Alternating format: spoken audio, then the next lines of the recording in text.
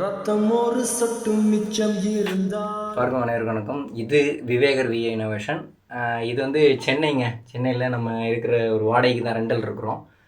அந்த வீட்டில் வந்து ஒரு சின்ன செட்டப் என்னோடய மெட்டீரியல் வச்சுக்கிறதுக்கும் நான் வீடியோ போடுறதுக்கும் ரெடி பண்ணியிருக்கேன். பார்ப்போம், இதில் இனிமேல் வீடியோ போடலான்னு பார்க்குறேன். எப்படி இருக்குன்னு பார்ப்போம். இந்த செட்டப் ரெடி பண்ணது ஒரு வீடியோவை போட்டிருக்கேன், அதை பாருங்கள்.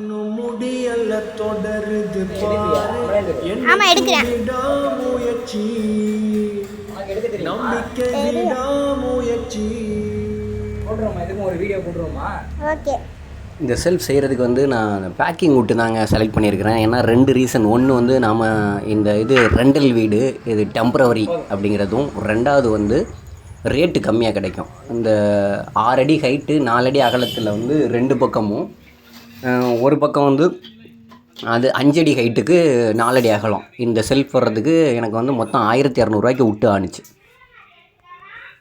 நமக்கு இதில் சேலஞ்ச் என்னென்னா, இது வந்து ஒரு பாத்ரூமு. இந்த பாத்ரூமில் இருக்கிற ஃபிட்டிங்ஸ் எதுவும் நம்ம டச் பண்ணிடக்கூடாது. ரெண்டாவது வந்து ஆணியோ ஸ்க்ரூவோ இந்த வாலில் பண்ணியிருக்கக்கூடாது. ஏன்னா வந்து நம்ம கலட்டி எடுத்துகிட்டு போகிற மாதிரி தான் இதை செய்யணும். அப்புறம் பேக்கிங் வுட்டை பொறுத்த வரைக்கும் 4 இன்ச்சு அகலத்துக்கு 4 அடி நீளத்துக்கு தான் கிடைக்கும்.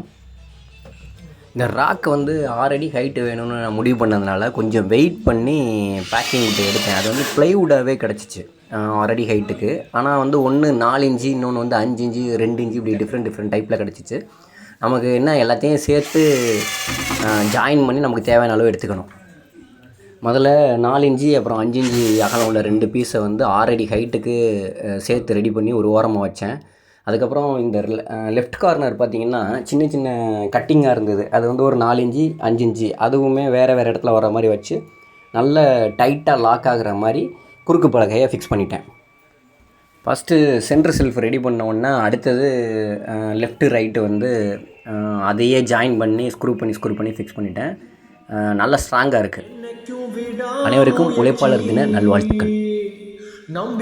அப்புறம் வீடியோ பிடிச்சிருந்தா லைக் பண்ணுங்கள், ஷேர் பண்ணுங்கள், சேனலை சப்ஸ்கிரைப் பண்ணுங்கள். நன்றி.